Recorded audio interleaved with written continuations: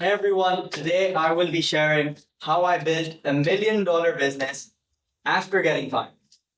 My name's Varun, and this is how I went from getting fired from a 3K per month corporate job to building $1 million online business in 5 years. I started without a business idea, with no money, and with zero experience.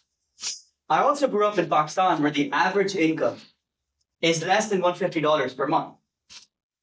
And today, my business brings in over $61,000 in monthly recurring revenue. And we started this model 5 months ago. And I expect it to triple by the end of the year. Oh, and I'm only 27 years old as well. And next month, I'm leaving the UK to run my remote business whilst traveling. Later this year, I also plan to retire my dad as well. I've built the life I've wanted for myself. I have financial and location freedom, and I have the freedom to live life on my own terms. But it wasn't easy. Today, I'm sharing everything, including the stuff I've never shared publicly. This talk isn't for me to brag, it's to inspire you, and if I can do it, so can you. So with that said, let's get started. Today, I'll be covering how I went from fired employee to $1 million business owner. I'll cover the 4 mistakes that nearly cost me everything. I'll then cover the 5 things that actually made me money. And then we'll have a Q&A. You can really ask me any questions you have on my journey. Sound good? Perfect. So let's start with how I went from a fired employee to $1 million business owner.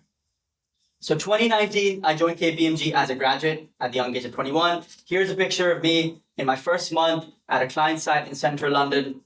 And I joined KPMG. I thought I made it. I was 21. I was working in Canary Wharf in the city. I'm a kid from Pakistan, and I'm seeing, dressing up in a suit every day. This is pre-COVID as well. And I really thought I made it.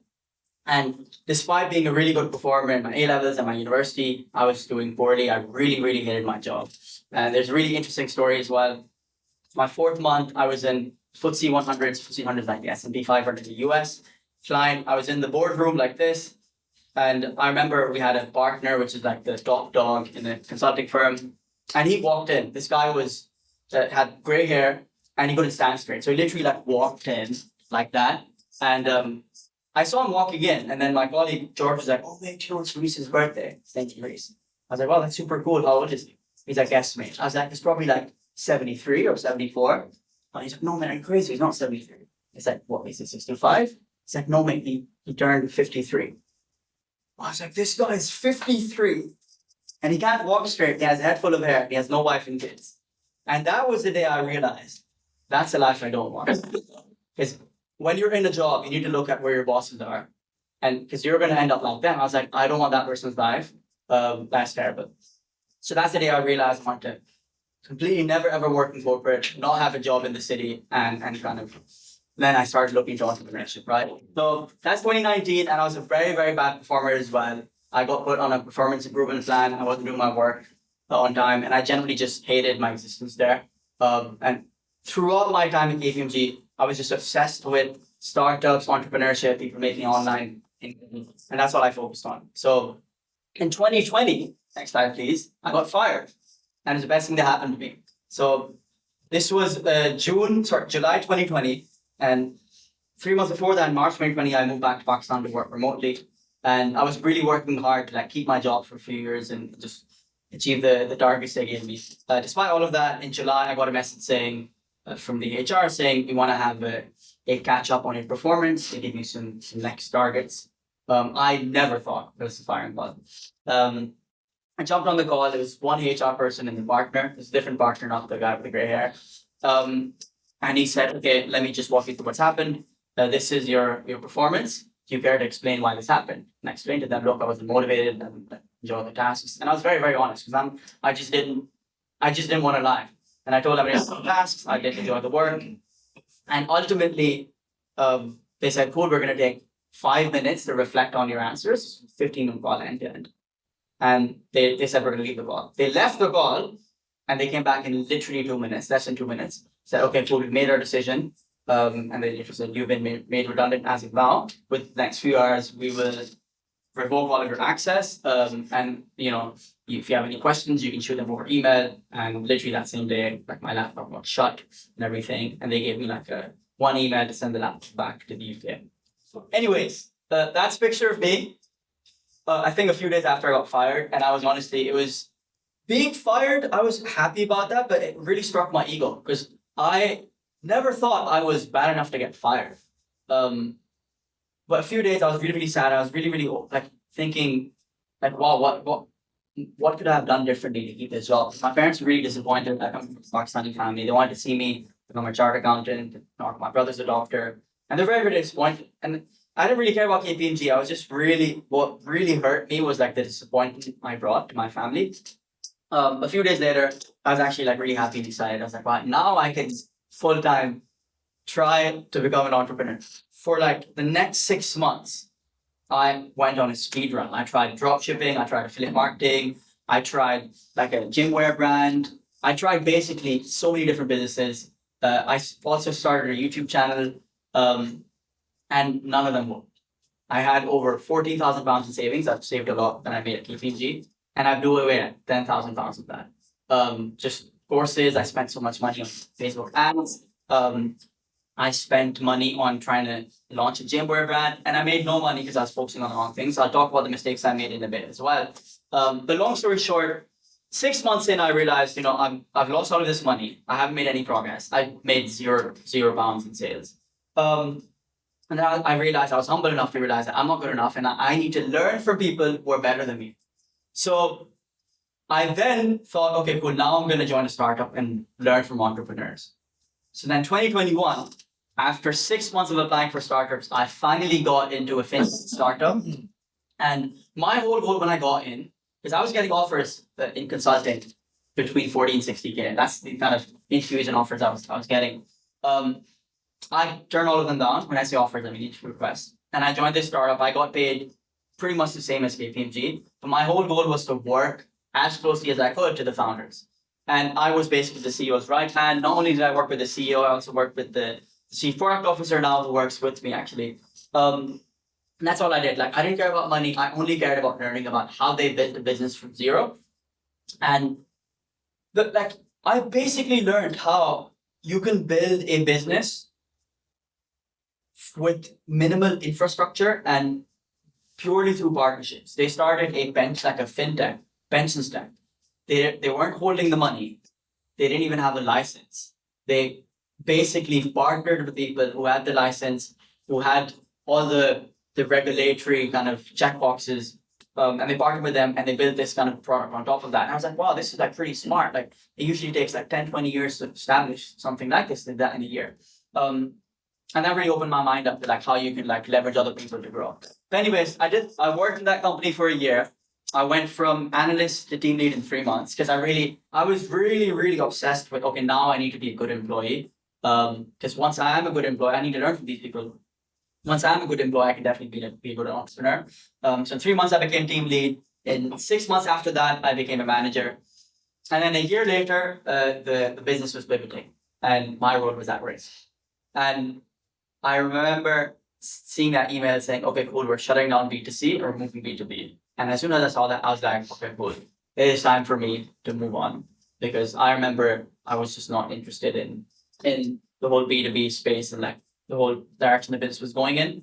So I started applying for business incubators. Because I knew, so in 2021, when I got fired from KPMG, I tried all of these business models and I didn't make a penny. And I knew I had the humility to know that I can't do it alone. I need to learn from people who are ahead of me. So I applied to Entrepreneur First, which is the best in Europe, one of the best in the world. I got rejected. When I got rejected, most people were like, just apply to EF again. I was like, I'm not going to wait. So the day I got rejected from Entrepreneur First, I applied to Antler, which is arguably the biggest in the world now when it comes to business incubators, starting from zero. And I joined it. I got in, and like the long story short of this business incubator is you join the program, you meet a co-founder, you validate his ideas, and you start a business. And they also pay you around £6,000 over 3 months. So that, de-risk entrepreneurship, and they give you 120K at the end as well. So I went through this program and there were 8 teams that were formed out of 55 people. Each team had 2 to 3 people. I validated loads of ideas, but long story short, Out of 8 teams, 7 of them got investment. The 8th team was mine and my ex-co-founders, and we didn't get investment. So now we're 24, 25 years left in the dark with no money, with not much experience besides failure. And now we got to start a business without money. We have no job. I had less than 6K in the bank then. I think I had 9K or so. Anyways, joined that and started a company with bootstrap, no investment, right? So next slide, please. 3 months after I joined, we started. That's me, my ex-co-founder there. And since I understood that now I need to leverage other people to start a business, what we did was we thought, okay, cool. How do we now look at and replicate business models that we've seen do well and make money? Like the easiest business to start without money. That was our mindset. How do we start a business like right now, today? So we start getting cash in 24 hours. And we had on recruitment, obviously. It's the only thing you said in a business. Recruitment is like literally selling time. You're trying to connect candidates with companies. So we're sending 100 messages out. So we started a recruitment company. Let's focus on sales before we deliver. And we were sending 100 messages out every day. Both of us, both me and Luca, to startups and basically companies saying, cool, we will find you a candidate and you only pay after you make a hire. And after like 4 days, around 800 messages or so, we found the first client. And this is a really interesting story as well, where they were hiring for an SDR, right? And we've branded our company as Sales Heroes because we saw there was a few sales agencies supplying sales roles. So we thought, okay, cool, this demand for sales, like agencies that supply sales talent, how we should start that. It was honestly like a very quick decision. And so we saw this, we were going through job boards and we're looking at all the companies hiring, reaching out to all of the hiring managers. So what we did was we reached out to pretty much like 100 a day for 4 days. On the 4th day, we got a response from Harry. Harry said, hey, mate, we're hiring for an SDR. Let's have a chat. Me and Luca jumped on a call with Harry. He's like, yeah, mate, I know you guys in the answer program. My best friend is doing really well. You guys are young. You guys, I'm happy to give you guys a shot. Just send over your terms and we will, let's work something out. So we looked at the average recruitment fees in the world, in the UK, they were like 15-20%. He said, let's undercut, because he told us he's being recruiters. We said, yeah, 10%, and you pay us over 3 months after they start with you. Most recruiters are like, it's 15-20% after they've literally been placed on day one, right? So we made this crazy offer where pay us after they get a job, like literally half of the market rate. He saw that and was like, that's great, mate. Let's do it. Send us an agreement and we'll get back to you. And literally, as soon as we sent the agreement, an hour or so later, email saying, by the way, we've got these 20 other roles we're hiring for. Can you help? And we saw that we're like, we have no idea how we're going to fit these up. We have literally, and all entry level roles is they literally, then I think they signed them like a huge B2B contract. That company's now worth probably over 50 million. They're doing over, I think, 300K pounds in revenue, so 3 million a year in revenue. Very profitable. So 21 roles that we had, and we initially set out to get one role to fill in so that we make 3K and buy ourselves like a month or so. So our run rate was like 1.5K a month, like 4 million wage. So anyways, we got those 21 roles, and then we started working. It's like now we got a recruitment company because we got our clients. So we did that for a year, and basically as we're doing that, we filled in 3 roles, right? With this company, so we made around, I think, between 9 and 12K, 10% of first year salary. But then we had a huge roadblock in the sense that we filled in 3 roles. The other 18 or so, we weren't hiring for like 10 or so of them or something, and the rest of the roles were filled in by other recruiters. So we thought we had like 6-7 months of business, but turns out in 3 months, or actually not even 3 months, in 2 months, we were out of business. Like when I saw out of business, the client didn't need our services anymore, which meant we have to go back into the market to get a client. And now we repeated the same process for like 2 weeks. We're sending 100 messages every day. We weren't getting any responses. Every call we jump on, the clients were giving us insane terms, like, because we learned from experience that we need exclusivity. No one is agreeing to exclusivity. No one is agreeing to work with us. And it was really, really painful. And we're about to go out of business again. So what we did was, we're like, well, let's take a step back, right? Like, what is business, right? Like, let's just break down business to first principles. Business is just solving a problem, right?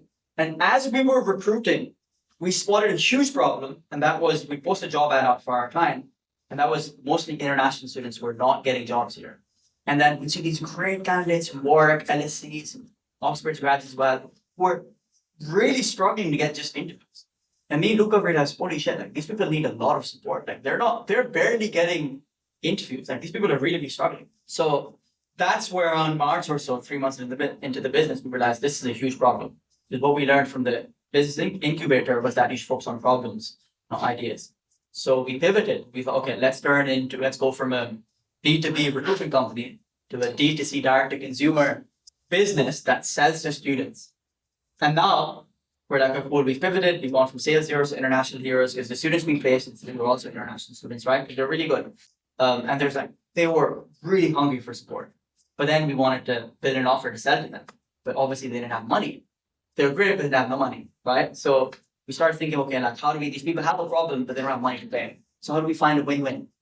And we finally landed on a win-win model where it was mostly Luca's idea, to be honest, and he built it together after that. But he said, how about we just find a way to charge them money if they get a job? So what do you mean? He says, how about we find out a win-win?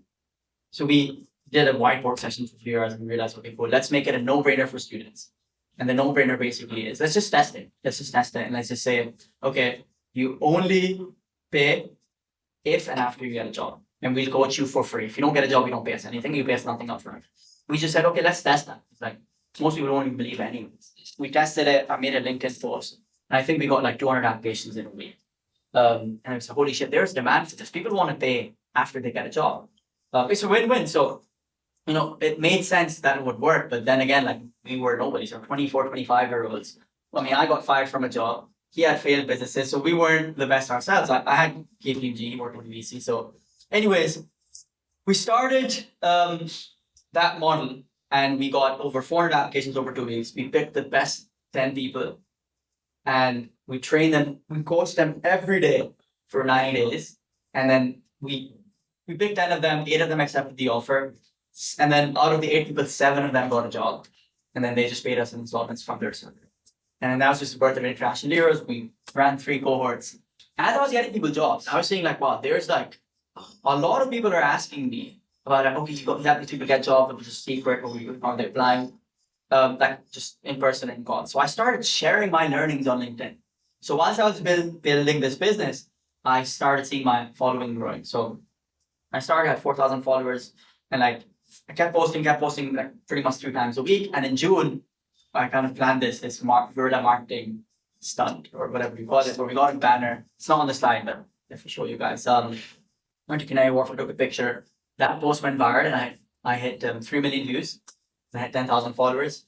So by the end of the year, I had 25,000 followers. And one thing I learned about business is it's not about being in the right opportunity. It's being in the best opportunity for what your skill is. And I realized that although I was really good at getting people jobs, the thing I was actually really good at was garnering attention through LinkedIn. And I saw my following growing really fast. And I spoke to my co-founder. I said, look, social media is a huge opportunity. We should build a product which is less one-on-one intensive, much more scalable, and leverages the audience I have. Tried to pitch it to him for a few times, but he wasn't at it about it. He didn't really believe in social media backed businesses, which to be honest, I agree with him. It's really hard to build a sustainable business off of social media. Really, really hard. We've really struggled. We've just gotten there, but it's really, really hard because you're relying on algorithms, right? So anyways, we decided to part ways because I was like, no, I want to double down on social media. I want us to spend a good proportion of our revenue back into growing the audience because this is where the demand is coming from. He's like, no, the best product is going to be marketing. And I was like, no, you need to market a lot. So disagreed. I left. And then in 2024, I went solo. We both started businesses in the same niche, but he had a more product different approach, I had a more marketing different approach. And basically, that's when I started International Hustlers. I changed the name a bit. And I started from my bedroom in East London. And I knew, the fundamental thing I knew was, so for people that trust to pay a stranger online, they need to have gotten a lot of value from you, like a lot of value. So for the past year, I was literally every day, 7 days a week, and I didn't take any days off. I mean, Sunday off here and there, but like pretty much on 24/7, always on WhatsApp building for students. I thought, let me just condense everything I've learned. I myself got a job at KPMG, I got multiple jobs at startups. I got into VC at 24. Let me condense all of that into a 5-day course and then give that away for free. Everyone I spoke to was like, you're crazy.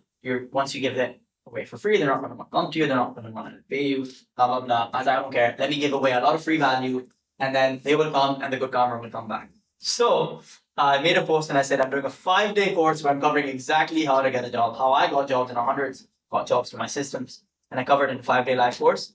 And in the first month generated, I think, £9,000, so 30,000 USD, your profit. It was just me. So that was huge. The trust I built in a month was just insane. People were like die-hard fans. And even now, like when I tell people that I'm going to start teaching them how to make money online, they're like, yeah, I'm going to buy it just because of the trust. And then what happened was 2024, Ahmed from Canada flew in. He left his job at Citibank and he came in April. And he started all the students that were coming in and like begging us for support. Like, for long story short, if I were to go back, right, I really struggled with social media in 2019 and 2020 YouTube because I was really bad with like concepting and like creating videos and editing. I hated that. I was like, I hate this shit. I don't want to be doing editing. I'm an entrepreneur. I wasn't an influencer. I was like, you made me and you're not an influencer. No, my friend, I'm an entrepreneur. This is just a free marketing show. And I hated that. But my younger brother was doing an Instagram course. So he's come here for the event. And he's like, I was like, man, I want to like launch on Instagram. There's huge demand on LinkedIn. There's people on Instagram as well. He's like, oh yeah, I've done an Instagram post. I can run your Instagram. I was like, cool. You're going to be my Instagram man. So he joined my Instagram manager in a year. We grew from 0 to 67K followers. And literally what we did, and this is like literally the biggest act, we took all of my proven posts from LinkedIn and brought them over from LinkedIn to Instagram. And I think we had 10K in 3 months. And now, as we speak right now, 70%, I don't know the exact numbers, but 60 to 70% of our revenue is from Instagram, not LinkedIn. Long story short, to that, all of 2024, we had a one-on-one coaching model. We killed that product. We launched 7 products. Every product made money in the first 24 hours. And this just boils down to the fundamentals, which is the product doesn't even matter. The product is irrelevant. Forget the product. What matters is the audience. People trust me and they've consumed my hours and hours of content. They've listened to me. And anything I launch, they want to buy. It's a trust. That's a key learning. Like your audience is like the most valuable asset you have. I can use everything. I can use literally everything. If I've got this audience, I've got a laptop, I've got Wi-Fi. If I have no team, no nothing, just the audience, I can still make as little as 10K per month net in my bank just with the audience. This is when I quit my fintech startup role. And this is per month, by the way, not yearly. And I was making what? 29K British pound salary. So that's less than 3K USD a month. And I went from that, August 24, the business collected over 100,000 USD in a month.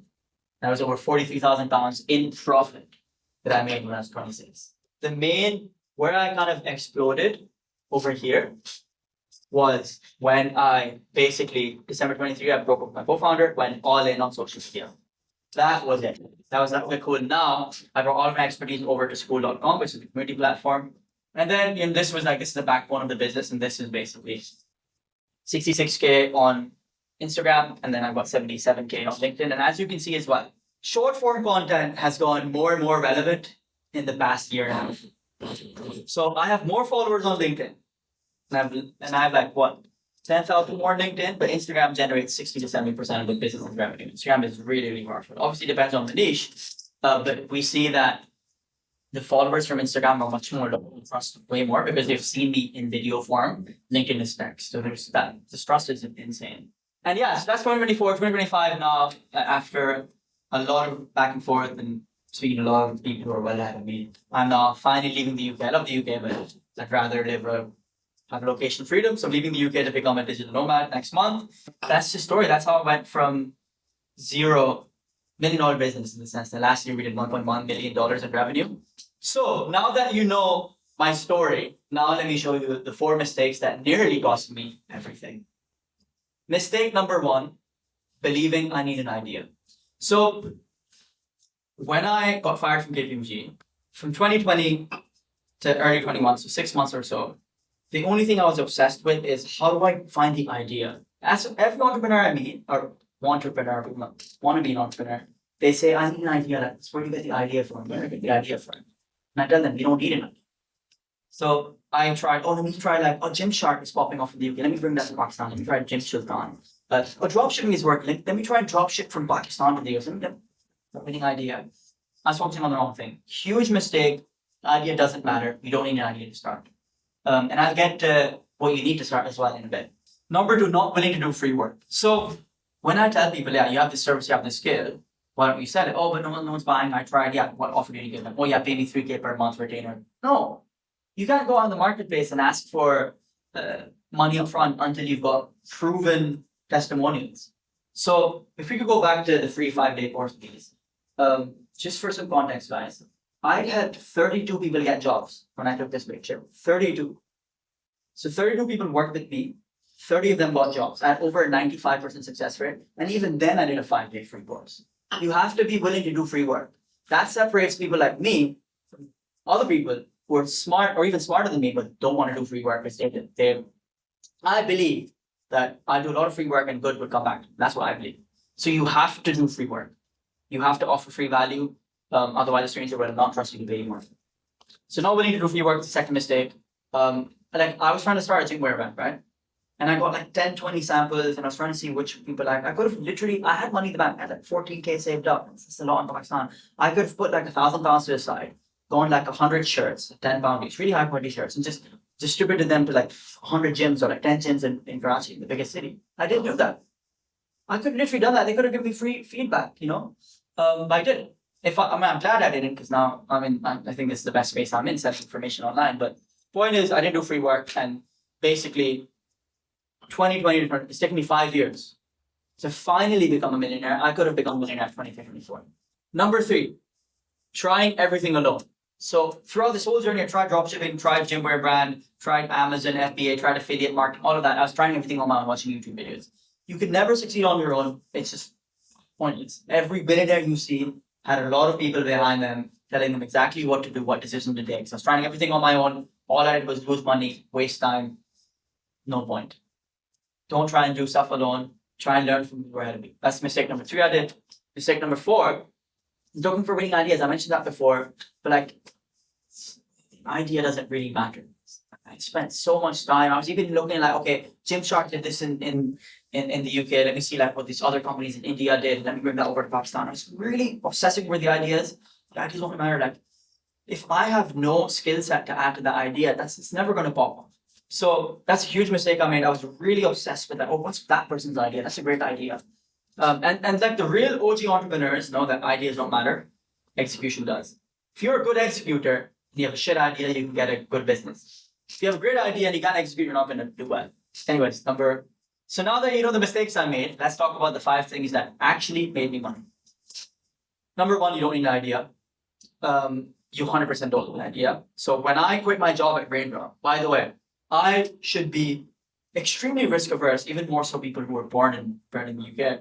I come from Pakistan. I've seen a lot of poverty and I didn't have money in my bank. But I still took a huge risk and I quit my job where I had equity that was vesting and that equity was worth multiple £1,000s a month. That business is not going to sell. A really, really large, like 8, 9, between $1,500 million exit. They're going to sell in the next few years. I was getting equity and I quit that with no idea, with no business lined up. And I quit. I only had Antler and they promised me £6,000 for 3 months. After that, I was out on the streets. And I quit that. I joined Antler and for 3 months, I left Antler still with no idea, still with no money.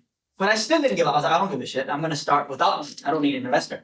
I just had one guy who was willing to work hard with me. When you start off, your North Star problem is not having an idea. So then you solve for not having an idea. And I'll get to what your mindset should be in a second as well. But think of not having an idea, that's a problem. You solve that. Next one, please. Number 2, do a lot of free work. As you guys saw, the 5-day course that I did, I think I mentioned that, but like basically, that was the 5 free-day course. Before the 5-day course, I did a 90-day UK job blueprint as well. So I condensed basically a year's learnings in 34 minutes.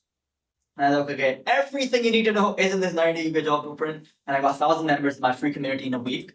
And then once those 1,000 members went, I was still struggling to grow. I was like, cool, 5-day course, more depth.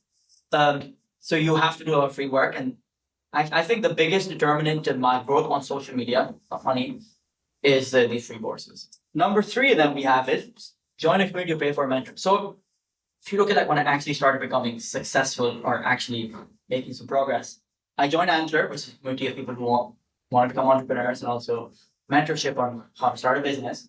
And then when I started International Masters, which I did mention here, is I had like £2,000 or £3,000 in the bank. And I wanted to learn how to launch bring my audience over from LinkedIn to school.com, which is a community platform. So I was like, I'm definitely not doing it on my own. And there's no Antler or there's no like program out there in the city of London that teaches you how to do that or walk you through that. So I found a mentor online and I took out a loan on Monzo to work with him for 3 days. That was a £3,000 loan or so. He charged like maybe $10,000. He gave me 4 days of his life and he started everything, like end to end my business. And he said, man, you've got a great audience. I like you. I want to work with you. And obviously that is privilege, yes. But I'd say like he wanted to work with me because I had the audience on social media. I was like, man, you're in the process. Like he's like, what, you're making 3K a month? You make minimum 10K a month. And like next month I make 10K a month. And then number 4 is look for problems. Yeah. So most people focus on ideas. You don't need an idea, you focus on problems. So focus on what are the problems that are in the world. If you make a list of 20 problems and then you literally rank them by like what are you best placed in solving based on your skill sets, you probably end up with 3 to 5 that you can test out pretty leanly, like you can spend 1 day on each. In like 5 days, you'll have an idea that you have a fair shot at least making like replacing one with. So when me and Luca started off, we're like, okay, I know we started a recruitment company and started making us money because we started with an idea. But eventually we went back to in 3 months or so, our client, the roles got filled up, we didn't have a client. We went back to the basics, which is okay, we're not getting clients. Let's go back to the drawing board. Let's look at problems. Boom, international students need jobs. That's a big problem. Let's build a product that solves that problem. If you just focus on problems, solutions are always easy. You need to find a problem that's been validated that people are in a lot of deep pain for, that people want to pay for recurringly. That's the ultimate, like Uber. People want to get from A to B, and they recurringly want to get from A to B. And once they use your app, they use it repeatedly. So, and then number 5 as well, this is inspirational for everyone. This is believing in yourself. I've got a video that I will play. And this is December 23, when I ended my partnership with my ex-co-founder. And I was on a call with Ahmed, and I had no income. And I also had taken out debt to work with a mentor. So now I'm negative, and I'm not making money. And now I'm on this call, and I had knee surgery as well. So I had knee surgery, and I was looking like a complete waste man. If you see the video here, Emma's in Canada, I'm in the UK, and he asked me a question. We're recording, and then it starts recording fully. Are we paying for all this school? Bro, I'm paying like a few $100 for all of this shit, for all of the SaaS tools, bro. Because I believe I'm gonna make money, bro. Yeah. Bro, bro. Can you believe it? He's like, yeah, sure you are. I said, no, I'm gonna make money. I just knew it. Cool. Any questions, guys? Happy to stay for any questions. Yeah, I was quite curious as to where you think that belief comes from. Do you think there's is it quite a lot of it innate? It's quite generally seem like a very optimistic person, or are there things you did to... I think belief comes from evidence. So when you've done stuff that was at a low probability of actually working out, just remind yourself of that evidence. So I know I wasn't a really good student in GCSEs, O levels, and then I went from that to getting 2 A stars and an A levels. So that for me was a huge like, wow, I can really do some interesting stuff. So I just remind myself of when I've achieved great things. That really helps. And everyone's done exceptional stuff. You just got to remind yourself of that. That's what I would say. Ideas don't matter. You said that repeatedly. Nice. My question was, what problems are worth solving? Oh, that's a very good point. You could solve any problem, but like you should focus on problems that you're best placed to solve. So when I meet other founders who started tech businesses who are doing well, not doing well, they said a big part of why Furfun succeeded was I was helping international students get jobs. I myself did that. I sound like them, I look like them. So that definitely really helped. And I also had this marketing skills as well. So the problems worth solving are the problems that you're best for solving. So for example, and you two work in marketing at Plexel, right? And you guys are marketing Plexel. So you guys have marketed a B2B co-working space, right? So that is a problem. Like working spaces need to be marketed. So now if you were to start a marketing company for social media companies, start as a B2C social media companies, you start at a disadvantage. But if you go out and say, I will have we work in these like workspaces market themselves, you have a huge advantage because broad experience. So it just boils down to like, what problems are you best placed at solving? And that's what I would focus on. Like, make a list of problems and see like which ones do you have an unfair advantage on? What's your spike? That's what they teach a lot in Antler as well. Like, focus on your spike. What do you know that the average other founder will not know? And that's how you like hedge your risk a bit. So yeah, I like helping people get jobs as well. So I got into KPMG. I had loads of people like help them get into EY and stuff. Just like I found it interesting. So I was good at it. I had the knowledge. I enjoyed it. So that everything else, and then that combined with like social media learning, like how to market and how to get attention, that exploded. So I hope that answers your question. Thank you.